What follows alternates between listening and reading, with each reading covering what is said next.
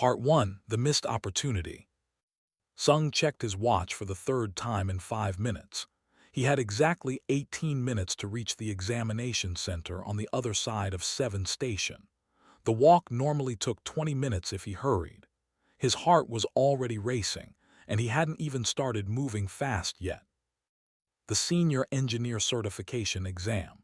2 years of waiting for this moment. 2 years of studying after his regular shifts, reading technical manuals until his eyes burned, practicing complex repair scenarios in the simulation labs. If he passed today, everything would change.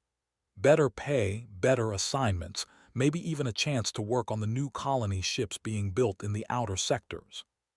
He turned the corner into the main corridor, his boots clicking against the metal floor. The station was busy as always, filled with hundreds of different species going about their business. Tall merchants haggled with short, furry traders. A group of crystalline shards floated past, their bodies chiming softly as they moved. Sung barely noticed them anymore. After 3 years working on 7, the strange had become normal. 15 minutes now, he walked faster. That's when he saw her. An old alien woman was slumped against the wall in one of the service corridors. Her scales were dull green, and her breathing came in short, painful gasps. Sung recognized the species from his basic xenobiology training. Reptilian, long-lived, usually pretty healthy. This one looked ancient, though, her scales cracked with age, her movements weak. She reached out toward the passing crowd with one trembling hand. People walked past her. A glance down and kept moving. 2 humans in merchant uniforms saw her and quickly looked away, speeding up their pace. A maintenance drone rolled past without stopping. Sung slowed down, 13 minutes. The old's chest heaved. Her mouth opened and closed, but no sound came out. Sung could see a translator device hanging broken around her neck, its display screen cracked and dark. Without it, she couldn't speak any language others would understand. Without it, she couldn't call for help. 12 minutes. Sung stopped walking. His examination center was in the opposite direction. If he helped her, if he called medical services and waited with her, he would miss his exam. No exceptions, no makeups. The rules were clear. Miss your appointment time and you wait another 2 years. The old alien's eyes found his. They were pale blue, clouded with age and pain. She reached toward him. Sung made his decision in 2 seconds. He knelt beside her, setting down his bag. "It's okay," he said softly, even though she couldn't understand him. "I'm here, I'm going to help you." He pulled out his engineering kit, the same one he carried everywhere. His hands moved quickly, trained by years of fixing broken equipment in emergency situations. The translator device was fried, its main circuit board cracked, but the emergency beacon inside it might still work. He pulled out a small power cell from his kit and bypassed the main system, connecting directly to the beacon. The device flickered to life. He pressed the medical emergency button. "Medical emergency, service corridor 7 beta," he said clearly into the device. "Female, elderly, respiratory distress. Send immediate assistance." The response came back within seconds. "Medical team dispatched. ETA 4 minutes. Please monitor patient." 4 minutes. His exam started in 10 minutes. Even if he left right now, ran the whole way, he would be late. Sung didn't move. He pulled out his personal and activated its basic medical scanner. Heart rate elevated. Blood oxygen low. Temperature dropping. Not critical yet, but getting worse. "Stay with me," he told the old. He took off his jacket and draped it over her shoulders. Station corridors were always cold in the service sections. She looked at him. Her hand, rough and scaled, reached up and grasped his. The grip was weak but desperate. His communicator buzzed. A message appeared on the screen.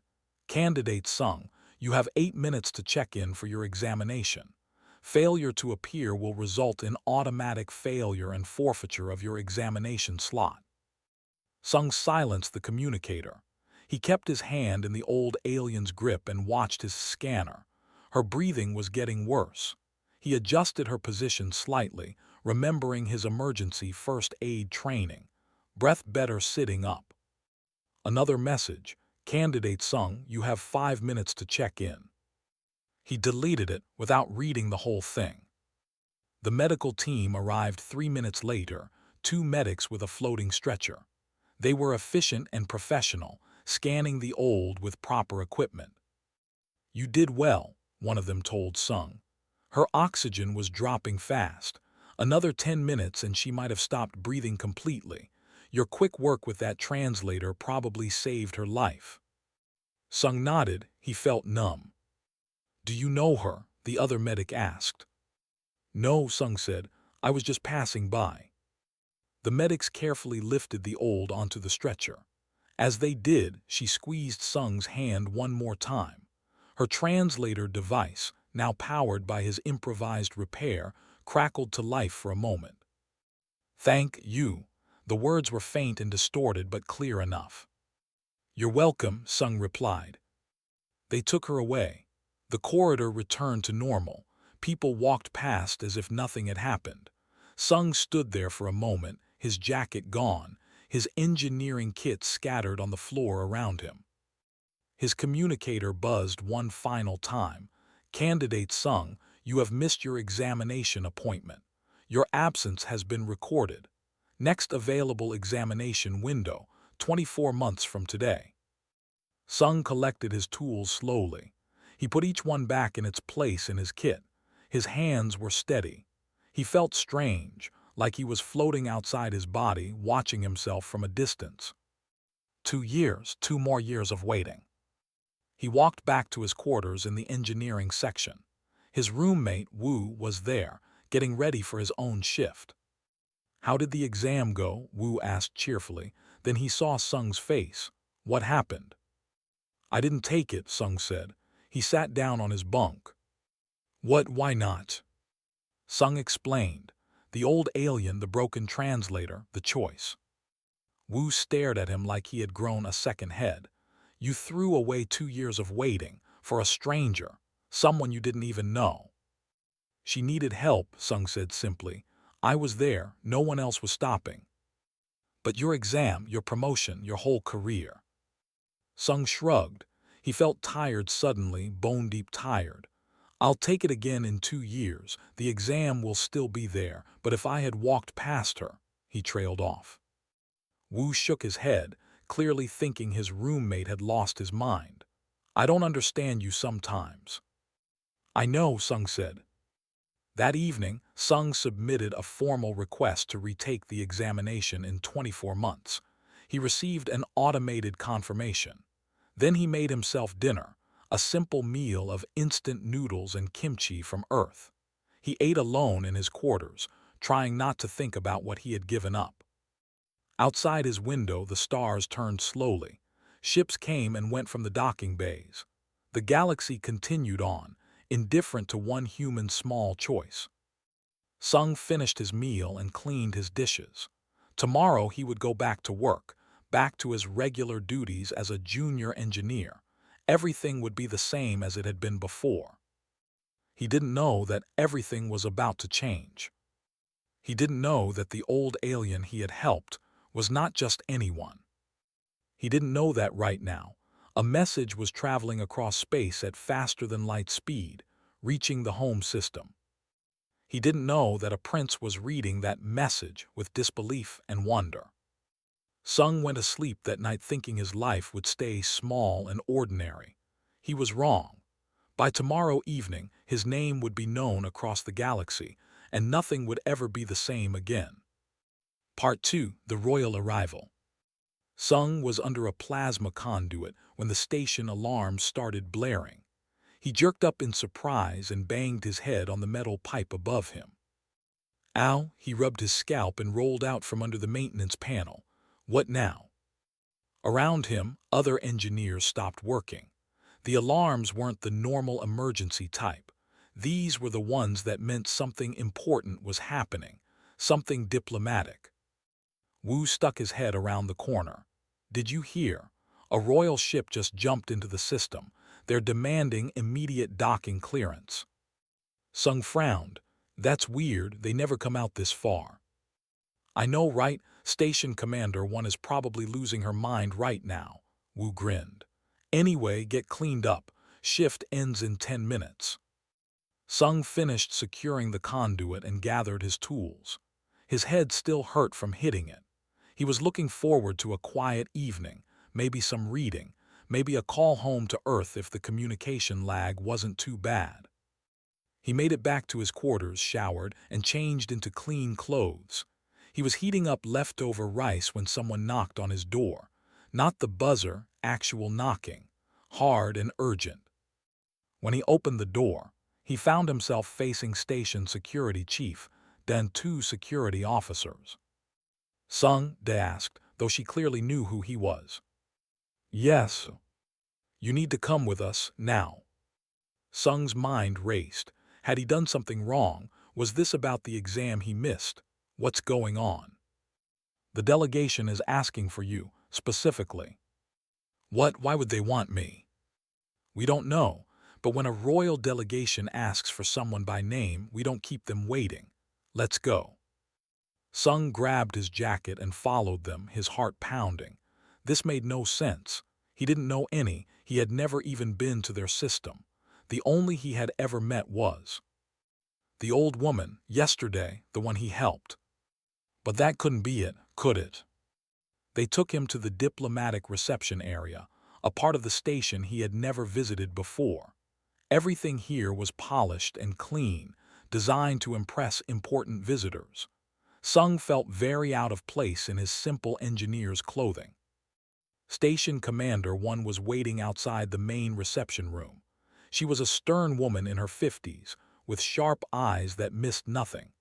Right now, those eyes were fixed on Sung with confusion and something that might have been suspicion. Engineer Sung, she said formally, do you know why the royal delegation is asking for you? No, ma'am. I mean, I helped an old woman yesterday, but... You what? One's eyes widened. When, where? Sung explained quickly.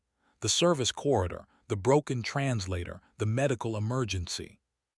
One closed her eyes and took a deep breath. That old woman was Grand Matriarch, the Queen Mother of, and her grandson, Prince, is currently sitting in my reception room demanding to speak with you. The floor seemed to tilt under Sung's feet. The Queen Mother, but she was alone. She had no guards, no. She travels incognito sometimes for personal reasons. Her security detail lost track of her in the crowds. By the time they found her, human medical personnel were already treating her and they told her guards about you. One straightened her uniform. Well, there's nothing for it, come on, and try not to cause an intergalactic incident. The reception room was impressive, with high ceilings and large windows showing the stars outside. But Sung barely noticed the room.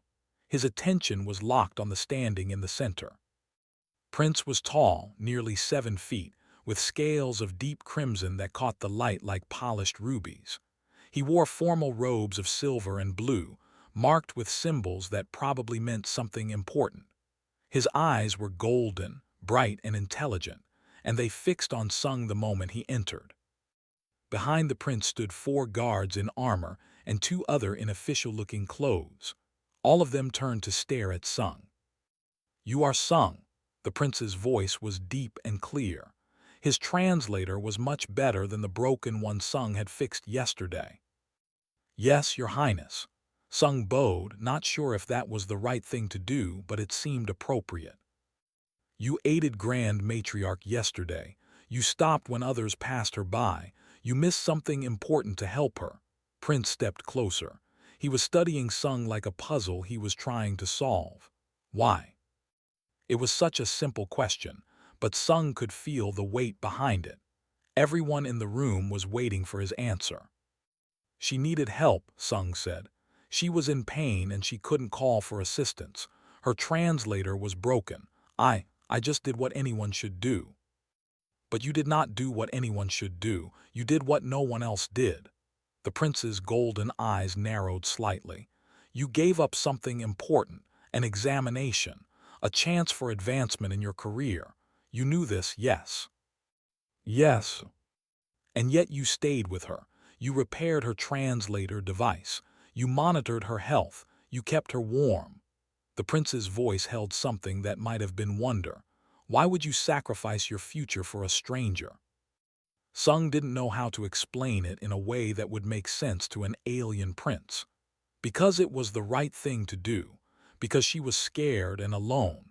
Because I couldn't just walk past someone who needed help, not when I could do something about it. Silence filled the room. Prince stood motionless for a long moment. Then he did something unexpected. He bowed to Sung, a deep, formal bow that made his guards shift uncomfortably. On behalf of my grandmother, on behalf of my family, on behalf of my people, I thank you, Prince said.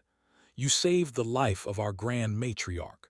You showed her kindness when you believed her to be no one important. This is a debt that cannot be measured. Sung felt his face getting hot. Really, it's okay. I don't need thanks. I'm just glad she's all right. She is more than all right. She is well and she is grateful. The prince straightened. I have come to offer you a reward. Name what you wish. Wealth, land on our world, a position in our court, anything within my power to grant. This was too much. This was insane.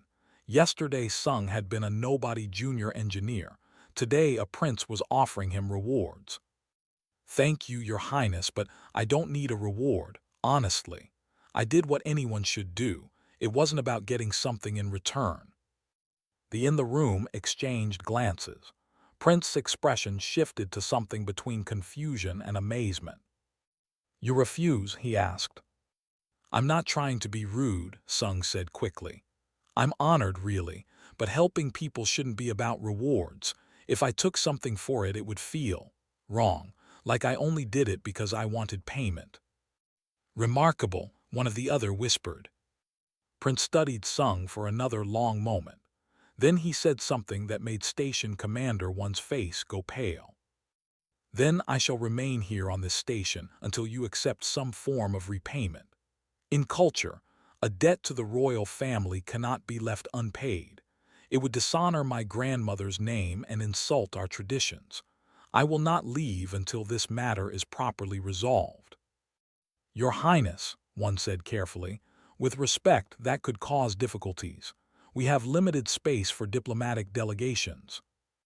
I understand. My ship will remain docked. I require only modest quarters. Prince's eyes never left Sung. I am patient. I can wait as long as necessary. Sung realized with growing horror that he had just accidentally caused a diplomatic incident. A prince was refusing to leave the station because of him. But you must have important things to do, Sung protested. You can't just stay here because of this. I can and I will, Prince's voice was firm. In my culture, honor demands it. You do not understand the significance of what you did. My grandmother is not just family. She is the heart of our people. Without her wisdom, without her guidance, our world would be lost. You saved more than one life yesterday. You saved our future.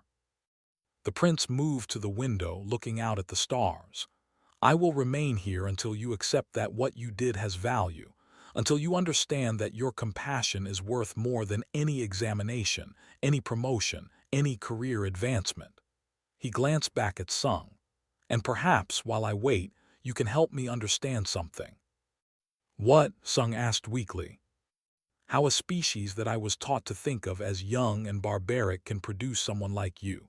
Someone who sees a stranger in pain and thinks only of helping, regardless of cost. Prince smiled slightly.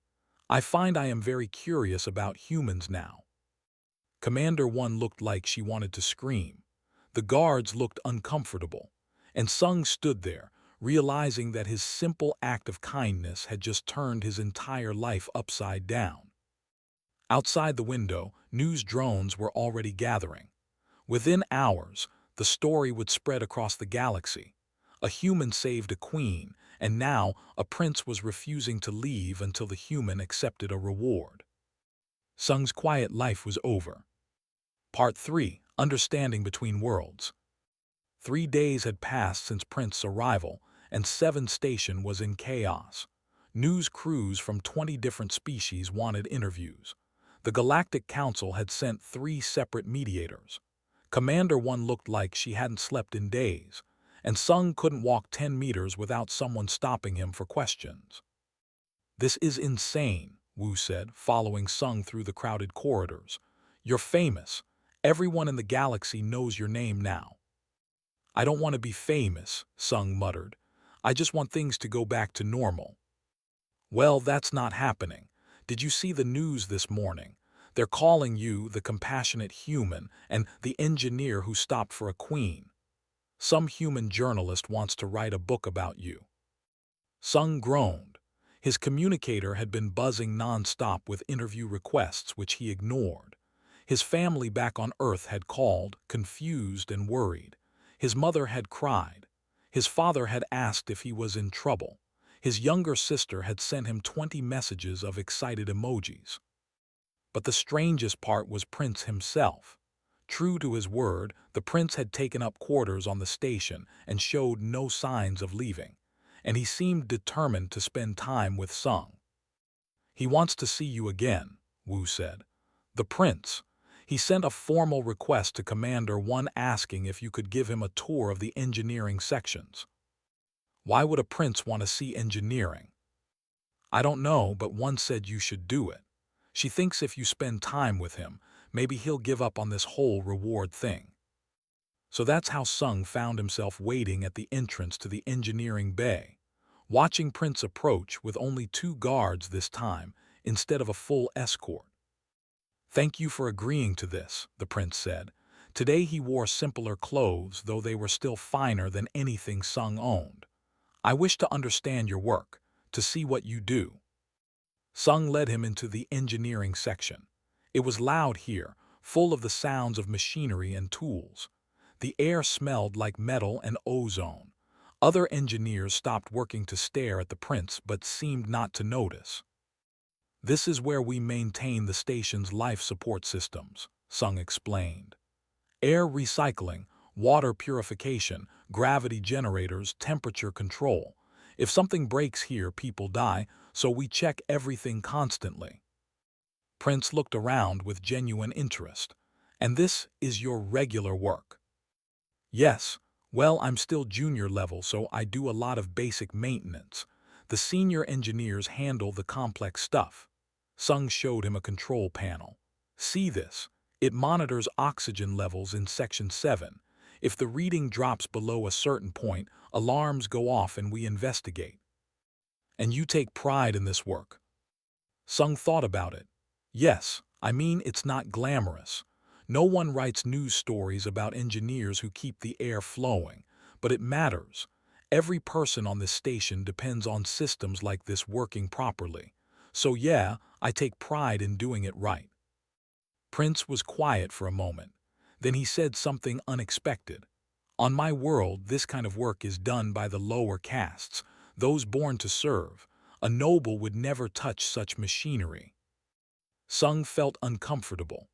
"I don't know much about your culture, but on Earth, anyone can do any job if they're willing to learn.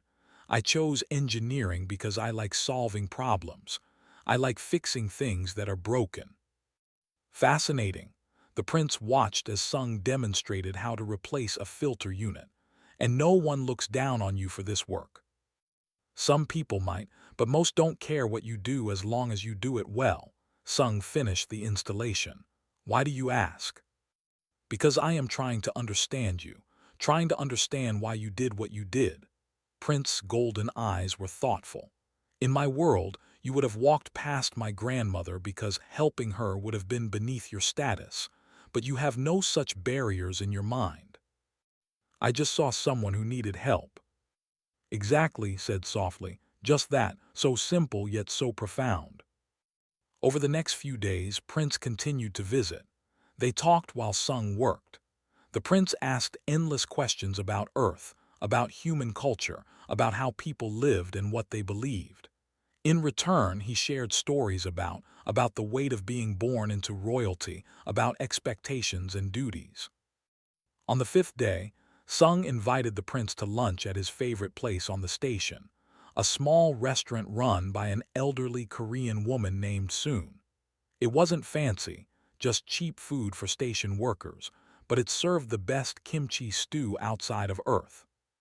Soon nearly fainted when a prince walked into her tiny restaurant, but she recovered quickly and insisted on serving them her best dishes. "This is wonderful," said, carefully managing chopsticks with his three-fingered hands. "So much flavor." "Soon's cooking reminds me of home," Sung said. "She came to the station 20 years ago to be with her son, who works in station security, but he died in an accident and she stayed. Says the station needs her cooking." Soon refilled their water glasses and patted Sung on the shoulder affectionately before moving away. "You have freedom here," observed. "Freedom to choose your work, to eat where you wish, to befriend who you want. I envy that." "You're a prince. Don't you have more freedom than anyone?" "No," his voice was quiet. "I have duty. I was born to be king one day. Every action I take is watched, judged, measured against tradition and expectation. I cannot choose my friends, cannot pursue personal interests, cannot even eat a meal without considering the political implications." Sung had never thought about it that way. "That sounds lonely." "It is," met his eyes. "Do you know why I really stayed on this station? Yes, honor demands I repay the debt to you, but truthfully I could have left that to others. I stayed because talking to you, watching you work, seeing how you live, it shows me a different way of being. You had a choice that day. Help my grandmother or advance your career. Most people in the galaxy would have chosen advancement, but you didn't even hesitate." "I hesitated a little," Sung admitted. "I really needed that promotion." "But you stayed anyway. That is what matters." Set down his chopsticks. "I need to understand this.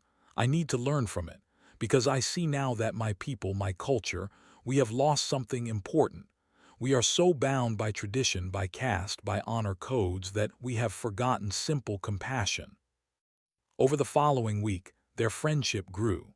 Started dressing more simply and walking through the station without his full guard detail. He met other humans, talked to station workers, visited the parks and shops. People stopped seeing him as just a prince and started seeing him as a person. Sung taught him how to play Earth card games, taught him poetry.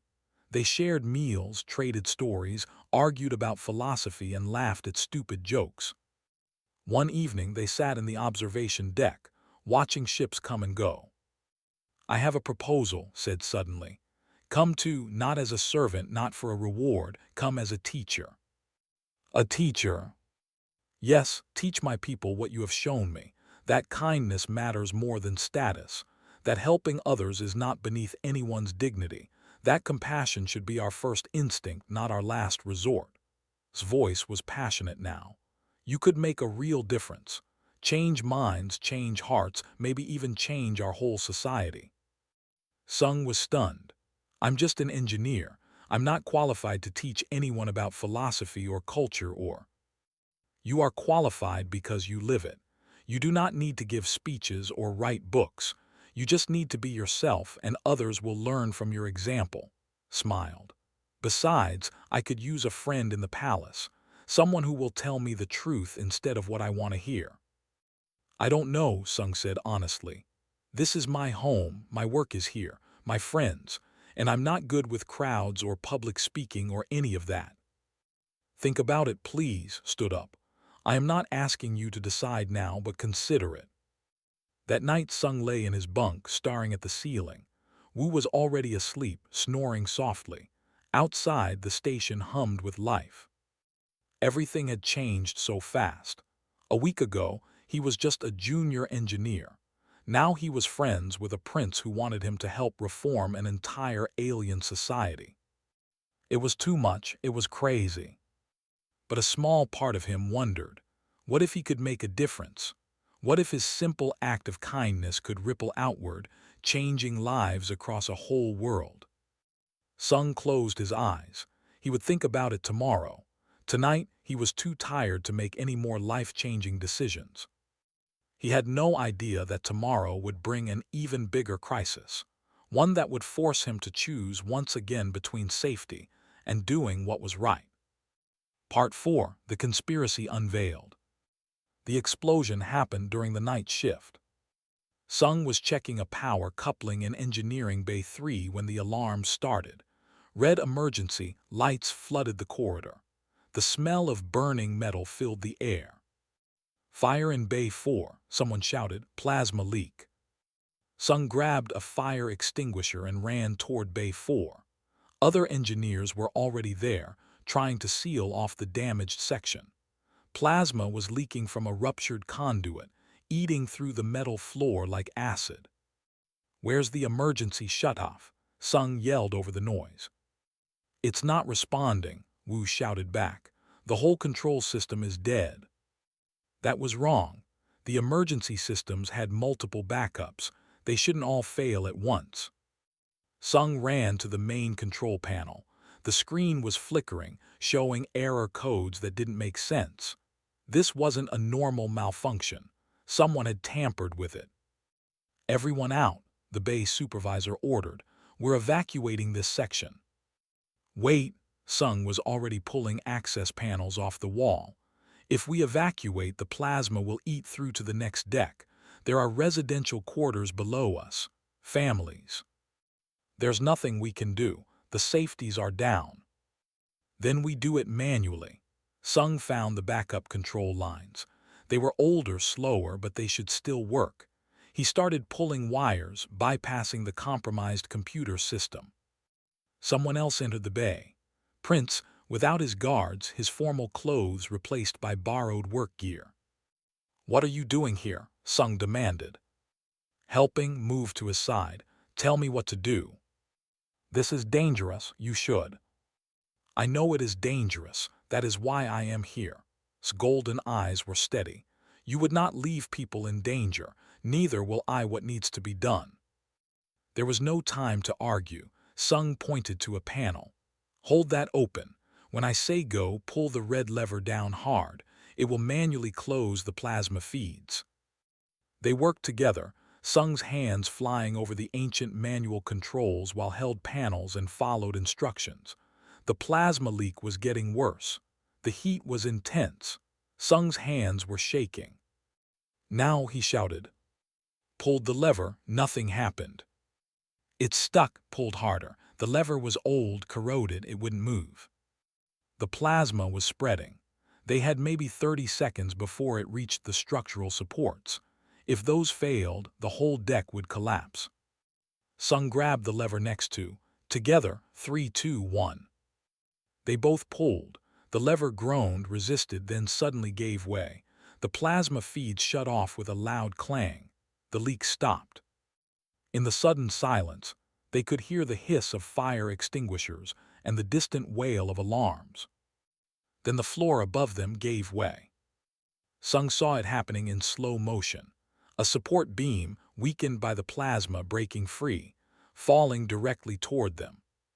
Shoved him hard. Sung went sprawling across the floor, away from the falling debris. The beam crashed down where he had been standing a second before, but wasn't fast enough to get clear himself. The beam clipped his shoulder and arm, slamming him against the wall. He cried out in pain. Sung scrambled to his feet and ran to the prince. Was conscious, but his arm was bent at a wrong angle. Blood, darker than human blood, stained his torn sleeve. "I am all right," said through gritted teeth. He clearly was not all right. Medical teams arrived within minutes. They carefully extracted from the debris and loaded him onto a stretcher. Sung refused to leave his side. In the medical bay, while doctors worked on injuries, Station Security Chief De arrived with grim news. "It was sabotage," she said quietly. "Someone tampered with the safety systems.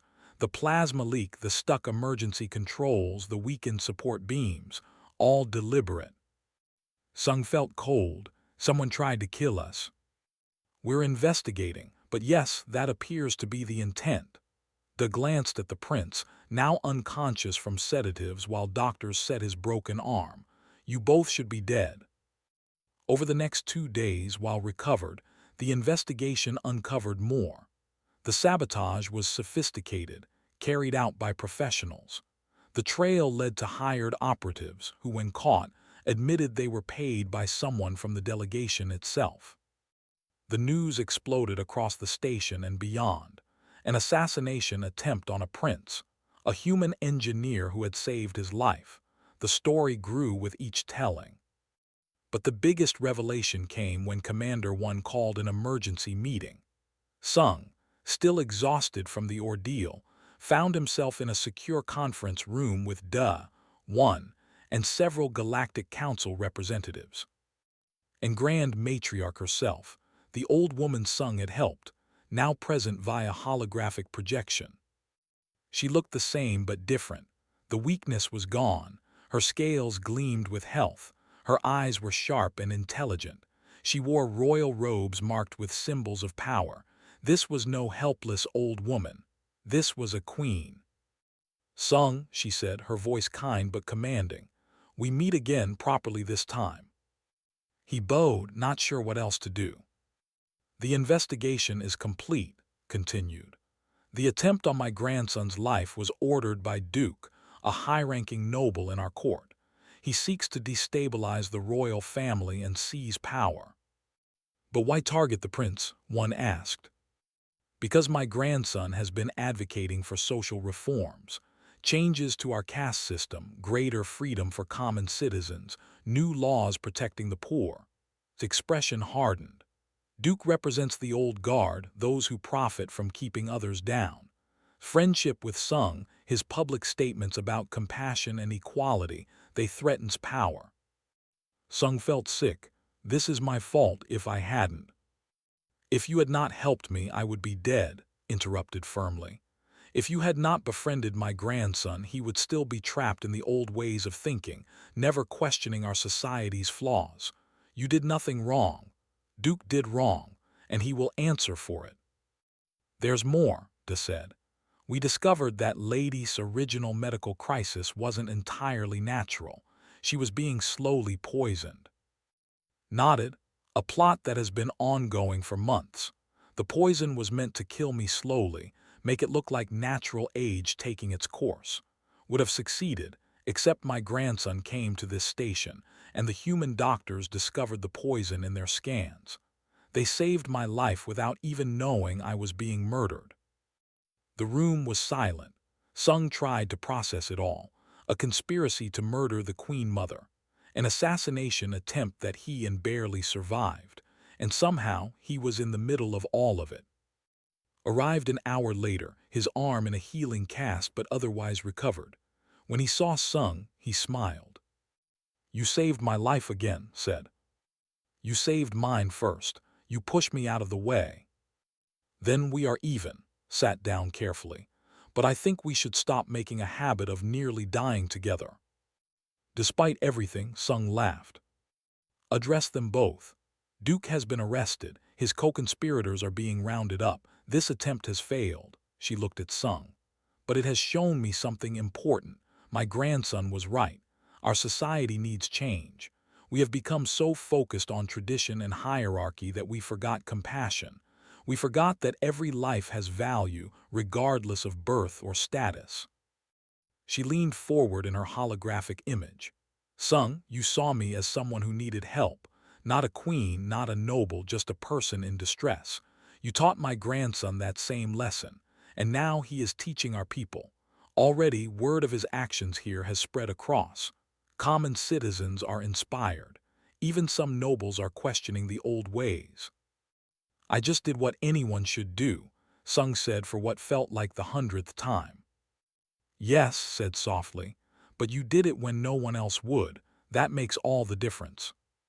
She formally declared Sung a kin friend of the royal family, an honor that made him family in all but blood. She promised that changes were coming too, reforms that would help everyone, not just the powerful. That evening, Sung sat with in the observation deck, both of them staring out at the stars. "The doctors say I can travel in a few days," said. "I must return home. There is work to be done. A society to change, nobles to negotiate with, people to inspire." "Sounds exhausting." "It will be." Turned to look at him. "I ask again, Will you come with me? I need someone I can trust, someone who will remind me what really matters when politics and tradition try to cloud my judgment. Sung thought about it, really thought about it this time. He could stay here, go back to his normal life, take his exam in 2 years, get his promotion, live out a quiet career maintaining station systems. Or he could take a risk, step into the unknown, maybe make a real difference.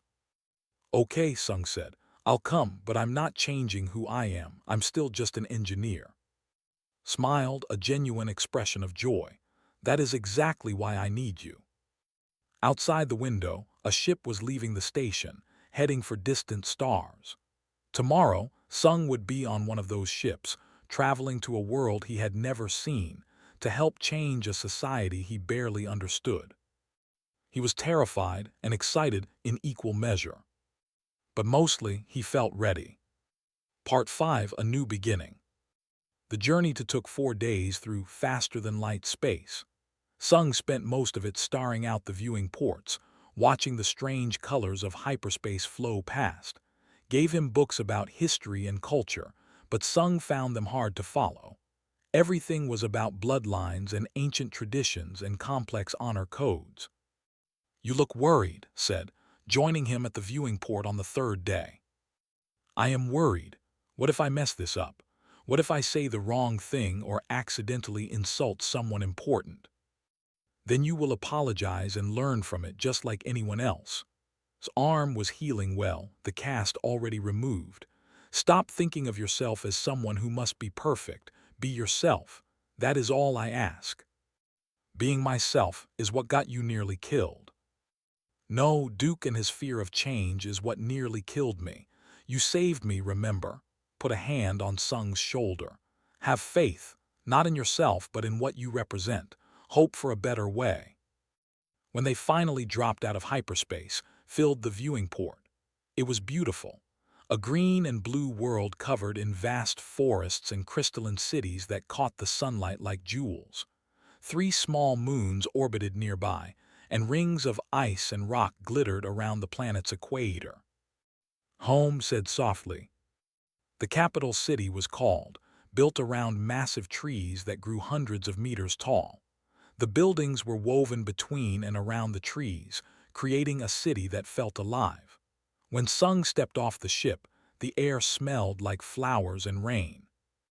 Hundreds of had gathered at the landing platform. Many carried signs with symbols Sung couldn't read. When they saw him, they began to chant something in their language. What are they saying? Sung asked nervously. Kin friend, translated. They are welcoming you. Word of what you did has spread. You are already famous here. Grand Matriarch waited at the palace entrance. She looked magnificent in her formal robes, nothing like the helpless old woman from the station corridor. But when she saw Sung, her expression softened. She approached him and held out a small pendant on a silver chain. The pendant was carved from green stone in the shape of a leaf. I wore this when you found me, she said. It was my husband's gift to me many years ago in a place far from here. When I thought I might die on that cold station floor, I held this and thought of him. She placed it around Sung's neck. You gave me the chance to come home, to see my world again, to finish my work. This is a small thank you. Sung touched the pendant. It was warm from her hands. Thank you, Your Majesty. Call me child. We are family now. The palace was incredible, all soaring ceilings and living walls of vines and flowers. But Sung barely had time to look around before he was swept into meetings and ceremonies. Nobles wanted to meet him. Officials wanted to understand his ideas. Common citizens sent gifts and letters. It was overwhelming. On the 3rd day, rescued him from another formal dinner and took him to a quieter part of the palace, a garden where water flowed over rocks and small creatures sang in the trees. I'm sorry, said. I should have prepared you better for all this attention. It's okay, I just feel like a fraud. These people think I'm something special, but I'm not. I just helped someone. That is what makes you special. You cannot see it because to you it is normal. sat on a bench overlooking a pond. But to us, to most species in the galaxy, you represent something we have lost or never had. The instinct to help without calculating the cost. The courage to do right even when it is inconvenient. Sung sat beside him. So what happens now? Now we work. I have already begun discussions with the Council of Nobles. Many resist change, but others see that our old ways are failing. The common people are demanding reform, smiled. And I have a project I want you to help with, something that will make a real difference. The project was a school. The first open-sky engineering academy, built in a district of where the lower castes lived. It would teach anyone, regardless of birth or family, how to work with technology and machinery. In our culture, such work has always been for the servant castes, explained as they walked through the construction site. But you showed me that there is honor in this work, pride, purpose. I want others to see that too. You want me to run this school. I want you to teach at it, to show by example that knowledge and skill matter more than bloodline. The school opened 2 months later. Sung was terrified on the first day. 40 students sat in the classroom of all ages and backgrounds. Some were young, barely more than children. Others were older, workers who wanted to learn new skills. They all looked at him with hope and curiosity. I'm not a professional teacher, Sung told them honestly. I'm just an engineer, but I can show you what I know. We'll learn together. He started with basics, how machines work, how to read technical diagrams, how to safely handle tools. Some students struggled, others picked it up quickly, but all of them were eager, hungry for knowledge they had been because of their birth status. One student in particular stood out, a young named who had been born to the servant caste but had a natural talent for engineering. She could look at a broken machine and instinctively understand what was wrong. You remind me of myself, Sung told her after class one day. You have the gift for this work. But my family says I should accept my place, said quietly. That trying to rise above my caste is disrespectful to tradition. What do you want to do? I want to fix things, build things, make things better. Her eyes shone with passion. I want to matter. Then do that. Don't let anyone tell you that you can't, Sung smiled. And you already matter just by being you. As months passed, the school grew. More students applied than they could accept. Sung trained other teachers, spreading the knowledge. A second school opened in another city, then a third. Not everyone was happy about it. Conservative nobles complained that this was destroying tradition. Duke's supporters, though their leader was in prison, tried to cause problems, but stood firm, using his position as heir to the throne to protect the schools. And slowly, society began to change. 1 year after the first school opened, Sung stood on a platform with and other officials. They were at the graduation ceremony for the first class of students. 40 who had learned engineering, who had proven their skills, who were now certified technicians. Was among them, top of her class. She would be going to work on a starship construction project, a position that normally only nobles could hold. Her family sat in the audience, proud despite their earlier doubts. You did this, whispered to Sung. You changed their lives. We did this, Sung corrected. You made it possible. After the ceremony, Sung received a message from the Galactic Council.